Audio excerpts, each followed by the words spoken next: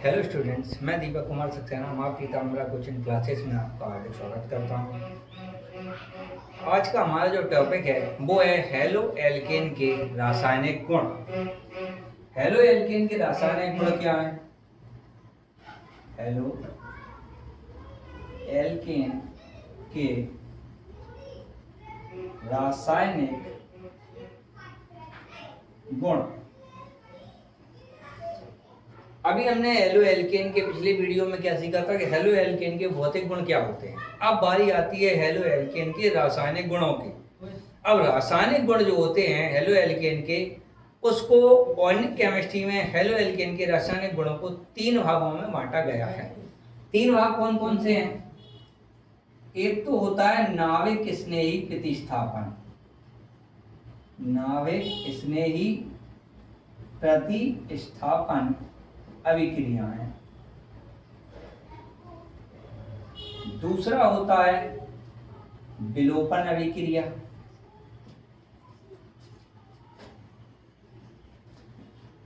और तीसरा जो होता है वो होता है धातु के साथ अभिक्रिया।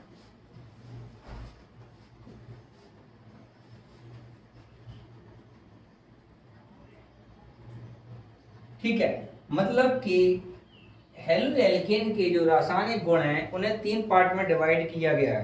पहले पार्ट में हम सीखेंगे कि नाविक स्नेही प्रतिस्थापन अभिक्रियाएं क्या होती है, नाविक स्नेही प्रतिक्रिया जो है वो क्या होती है, वो किस तरीके से वो काम करती है। दूसरा है विलोपन अभिक्रिया। विलोपन अभिक्रिया किसे कहते हैं, इसकी कौन सी अभिक्रिया है, धातु के साथ कौन कौन सी अभिक्रियाएं होती हैं और उसके साथ क्या क्या प्रोडक्ट जो है वो बनते हैं। तो आज जो हम सीखेंगे वो सीखेंगे नाविक स्नेही प्रतिस्थापन अभिक्रियाएं के जो नाविक स्नेही प्रतिस्थापन अभिक्रियाएं हैं वो कौन कौन सी हैं, वो सारी चीजें आज हम सीखेंगे। तो आज का हमारा टॉपिक है रासायनिक गुण में पार्ट 1 नाविक स्नेही प्रतिस्थापन अभिक्रिया। नाविक स्नेही का मतलब क्या है, जो नाविक से स्नेह करे या ज्यादा से ज्यादा आसानी से उसको प्रतिस्थापित कर दे।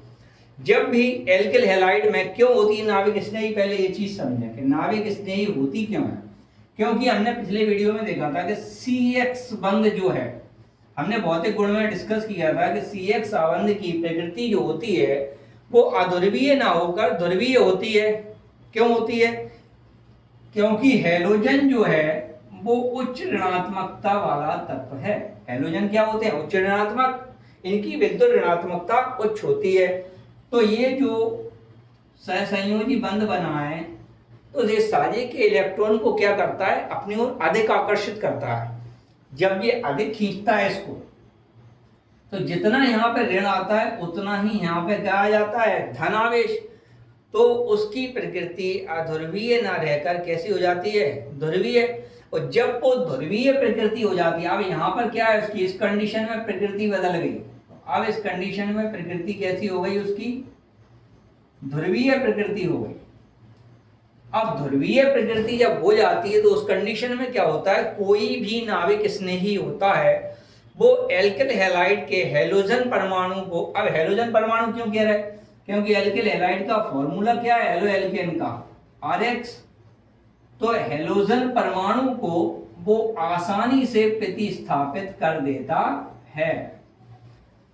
तो मतलब कि नाविक स्नेही क्या हुआ, वो पदार्थ या वो ऐसे अणु जो एल्किल हैलाइड में हैलोजन परमाणु को आसानी से प्रतिस्थापित कर देते हैं वो नाविक स्नेही कहलाते हैं। और यह जो प्रतिस्थापन होता है वो कहलाता है नाविक स्नेही प्रतिस्थापन। अब ये हुआ क्यों, क्योंकि उसकी प्रकृति कैसी हो गई है, ध्रुवीय हो गई है। इस वजह से ये प्रतिस्थापन और आसानी से हो जाता है। तो नाविक स्नेही क्या है, वो अणु जो आसानी से एल्किल हैलाइड में से हैलोजन परमाणु को जो आसानी से प्रतिस्थापित कर देते हैं। अब नाविक स्नेही की कंडीशन क्या होती है कि इनमें हमेशा वे अणु आते हैं जो एक एकाकी इलेक्ट्रॉन युग्म उपस्थित होता है। मान लो अपन कहें नाविक स्नेही, नाविक स्नेही में वो अणु आते हैं जिनमें एकाकी इलेक्ट्रॉन युग्म रहता है, एकाकी इलेक्ट्रॉन युग्म। ये कंडीशन होती है नाविक स्नेही की। जैसे OH कहें तो O पे एकाकी इलेक्ट्रॉन युग्म होता है, CN कहें तो C पे, और N पे कहें तो N पे एकाकी इलेक्ट्रॉन युग्म है, NC कहें तो वो भी एकाकी इलेक्ट्रॉन युग्म है, OH कहें तो भी O पे एकाकी इलेक्ट्रॉन युग्म है। तो इस तरीके से ऐसे अणु जिनके पास एकाकी इलेक्ट्रॉन युग्म होता है किसी भी परमाणु पर, वो कहलाता है नाविक स्नेही परमाणु। अब बात आती है नाविक स्नेही प्रतिस्थापन अभिक्रिया होती कैसे है। ये भी दो टाइप में डिवाइडेड है, मतलब अगर हम बात करें तो इसको भी दो पार्ट में डिवाइड किया हुआ है। एक तो होती है एक अणुक अभिक्रिया, एक अणुक अभिक्रिया, एक होती है द्वि अणुक अभिक्रिया।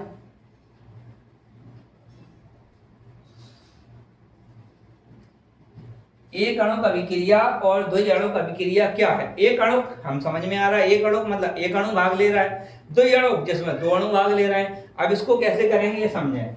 एक अणुक नहीं आए पेपर में तो क्वेश्चन बन के आ सकता है SN1। SN1 अभिक्रिया क्या है, यहां आ सकता है SN2 अभिक्रिया क्या है। मतलब SN1 को बोलते हैं एक अणुक अभिक्रिया, SN2 को बोलते हैं द्वि अणुक अभिक्रिया। अब देखो यहाँ पे एक अणुक अभिक्रिया किस टाइप की है, द्वि अणुक अभिक्रिया कैसी होती है, तो देखें आप। सबसे पहले एक अणुक अभिक्रिया का मतलब है इसमें क्या होता है, दोनों के अलग अलग पोर्शन है। एक अणुक अभिक्रिया में क्या है, एक अणुक अभिक्रिया में सबसे पहले जो एल्किल हैलाइड होता है उसका हेट्रोलिटिक विदलन होता है। क्या होता है, हेट्रोलिटिक विदलन। हेट्रोलिटिक विदलन का मतलब होता है कि उसमें कार्बोकैटायन बनते हैं। अब कार्बोकैटायन क्या है, कार्बोकैटायन वो है जिसमें धन अलग होता है और ऋण अलग, तो दोनों आयन बनते हैं कार्बोकैटायन। मतलब एल्किल हैलाइड का हेट्रोलिटिक विदलन हुआ तो इसमें R+ और X- हुआ, क्योंकि ध्रुवीय प्रकृति हो रही थी, यहाँ प्लस और यहाँ माइनस। हमने इसी कॉन्सेप्ट को लिखा R+ X-, तो मतलब इसमें क्या हुआ, हेट्रोलिटिक विदलन हुआ। अब क्या होता है कि ये जो कार्बोकैटायन है R+, ये किसी भी नाविक स्नेही माने OH-, नाविक स्नेही से अभिक्रिया करके ये क्या है, नाविक स्नेही है। क्यों, क्योंकि इसके पास एकाकी इलेक्ट्रॉन युग्म है। तो नाविक स्नेही से अभिक्रिया करके ये बॉन्ड बना देगा, तो क्या बन जाएगा, ROH +- बॉन्ड बना।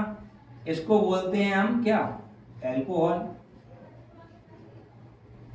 अब यहाँ पे हमने यहाँ तक क्या सीखा कि सबसे पहले एल्किल हैलाइड का हेट्रोलिटिक विदलन हुआ और कार्बोकैटायन मिले, हमें ये मिल गया।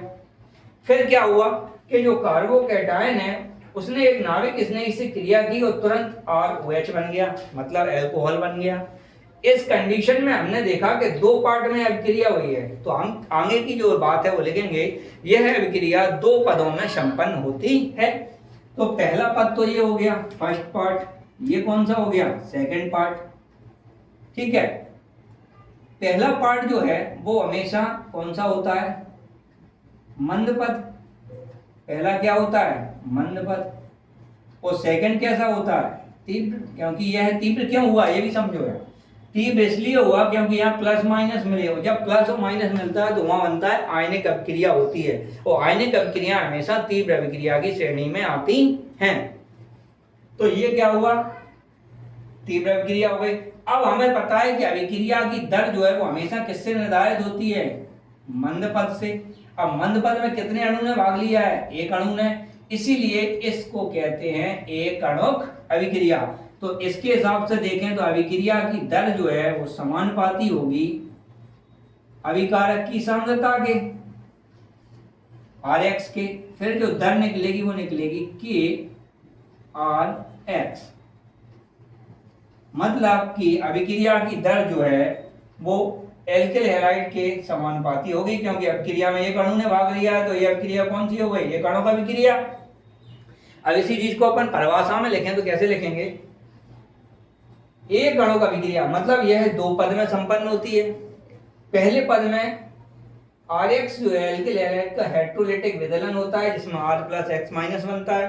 फिर कार्बोकैटायन जो है वो शीघ्रता से नाविक स्नेही से क्रिया करके एक उत्पाद बनाता है, जैसे ROH एल्कोहल बन गया।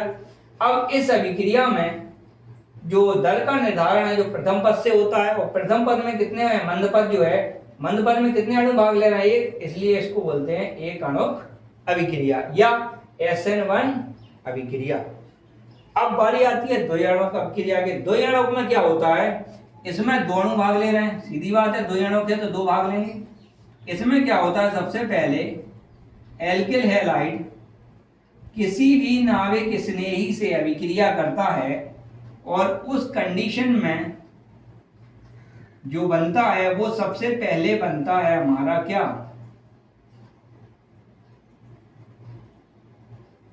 ये बन गया हमारा क्या, संक्रमण संकुल। इसमें सबसे पहले क्या बनेगा, संक्रमण संकुल बनेगा। फिर संकुल प्रतिस्थापित होगा तो ये ROH में कन्वर्ट होगा, ये हैलोजन प्रतिस्थापित हो जाएगा माने X माइनस। अब यह अभिक्रिया क्या हुई, एक ही पद में खत्म हो गई।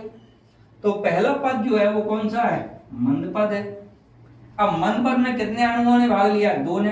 तो इसके हिसाब से अगर अभिक्रिया की दर का निर्धारण करें तो दर समानुपाती होगा एल्किल हैलाइड की सांद्रता के और OH माइनस की, या अपन कहें दर इक्वल टू K RX और OH माइनस। अब इसके अभिक्रिया की परिभाषा क्या लिखेंगे, यह एक पद में संपन्न होती है।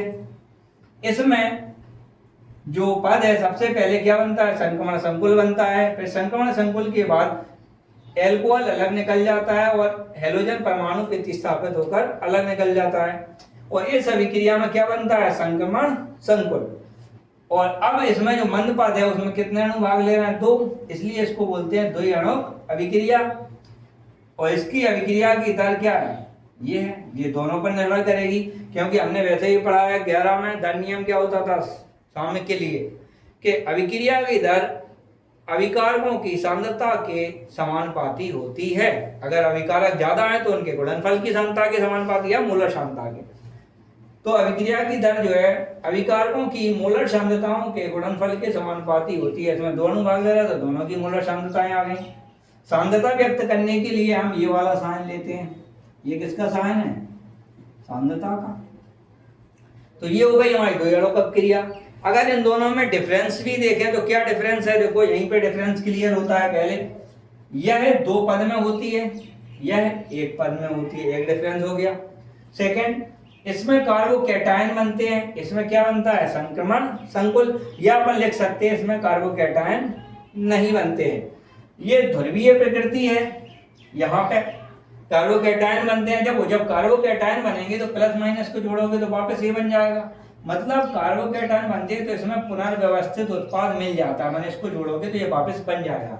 लेकिन संक्रमण संकुल से ये वापस नहीं बनेगा, तो इसमें पुनर्व्यवस्थित उत्पाद प्राप्त नहीं होते हैं। पहला पॉइंट, एक दो पद में होती है, एक पद में होती है, इसमें कार्बोकैटायन बनते हैं, इसमें नहीं बनते हैं, इसमें पुनर्व्यवस्थित उत्पाद प्राप्त होता है, इसमें नहीं होता है।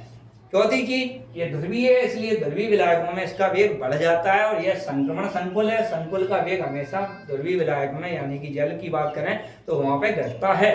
ये हो गए आपके 4 पॉइंट। फिफ्थ पॉइंट जो है इंपॉर्टेंट वो ये होता है कि इसकी जो क्रियाशीलता होती है वो 3 डिग्री से होती है, 3, 2, 1 और CH3X। इसकी क्रियाशीलता जो होती है वो यहां से होती है, पलट दो, CH3X,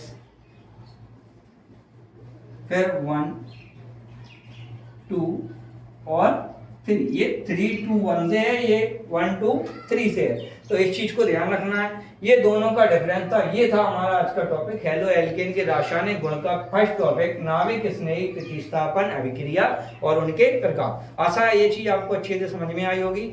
अब हम जो नेक्स्ट टॉपिक है वो नेक्स्ट वीडियो में देखेंगे। इसके लिए धन्यवाद, और इस वीडियो को ज़्यादा से ज़्यादा शेयर करें। माँ पीताम्बर कोचिंग क्लासेस आपके उज्जवल भविष्य की कामना करती है। धन्यवाद।